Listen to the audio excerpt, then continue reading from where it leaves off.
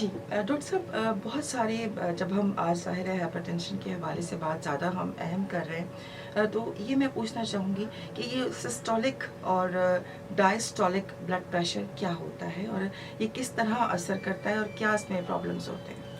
अच्छा, देखिए बहुत अच्छा सवाल है बिकॉज़ ये लेमैन यूजुअली नहीं जानते कि जी। सिस्टोलिक ये ऊपर वाला आमतौर पे कहा जाता है ऊपर वाला ब्लड प्रेशर या नीचे वाला ब्लड प्रेशर। ये बेसिकली हमारी हार्ट कार्डिक साइकिल होती है। जब हमारा दिल धड़कता है तो जब दिल धड़कता है तो ब्लड आगे पंप करता है। अच्छा, आगे दिल की बड़ी शरीयान होती है जिसे हम हाँ। एओर्टा कहते हैं, वो स्ट्रेच होती है, वहाँ प्रेशर जनरेट होता है, उसको हम सिस्टोलिक ब्लड प्रेशर कहते हैं। और जब एओर्टा में प्रेशर नीचे आता है तो उसको हम डायस्टोलिक ब्लड प्रेशर कहते हैं। अच्छा, ये एओर्टा ट्रांसमिट करता है दूसरी हमारे हाथ की शरीयानों में या टांग की शरीयानों में, तो हम बेसिकली ब्लड प्रेशर हाथ से ले रहे होते हैं, टांग से भी ले सकते हैं।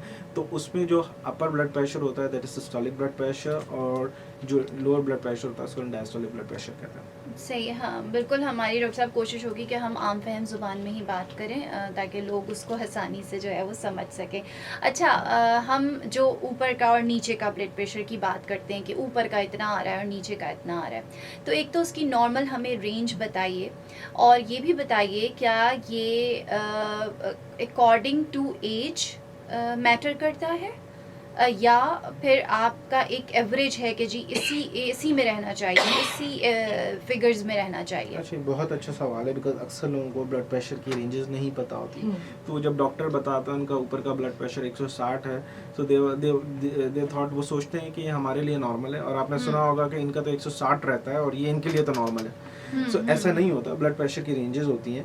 नॉर्मल ब्लड प्रेशर किसी भी इंसान का, हेल्दी एक्टिव नॉर्मल अडल्ट का ब्लड प्रेशर 120 ऊपर वाला जिसको हम सिस्टोलिक ब्लड प्रेशर कहते हैं, और 80 नीचे वाला जिसको हम डायस्टोलिक ब्लड प्रेशर कहते हैं। इनसे कम होना चाहिए, इतना होना चाहिए। ठीक है। ठीक है। इसके बाद फिर अगर ब्लड प्रेशर बढ़ता है तो उसको हम डायग्नोसिस पर्पस के लिए उसकी रेंजेस को यूज़ करते हैं। अगर फॉर इंस्टेंस किसी का ब्लड प्रेशर, ऊपर वाला ब्लड प्रेशर 130 का और नीचे वाला ब्लड प्रेशर 80 से ज़्यादा का हो, सही। ठीक है, तो उसको हम बेसिकली कहते हैं ही इज़ हाइपरटेंसिव या ब्लड प्रेशर की बीमारी है उसे।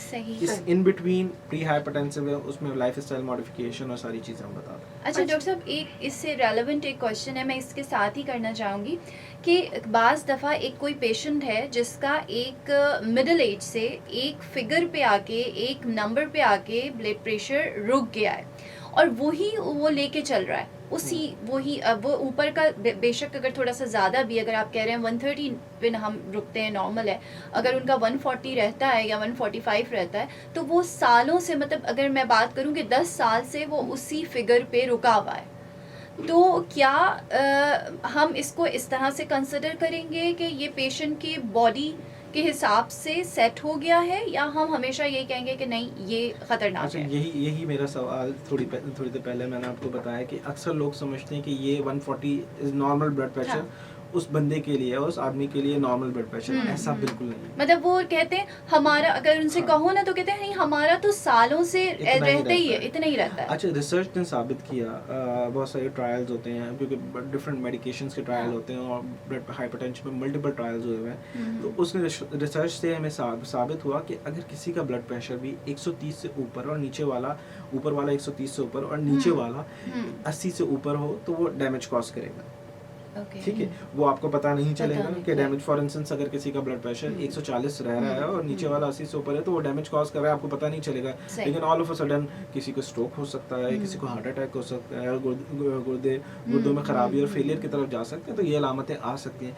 तो इसलिए हमें उस ब्लड प्रेशर को 130 से नीचे और 80 से नीचे रखना होता है। अपर वाला 130 और नीचे वाला 80 से, इसे हमें नीचे रखना होता है ताकि वो जो डैमेज हो रहा है, इसको साइलेंट किलर भी कहा जाता है, जो डैमेज हो रहा है आप उसको रोक सकें। सही। ठीक है।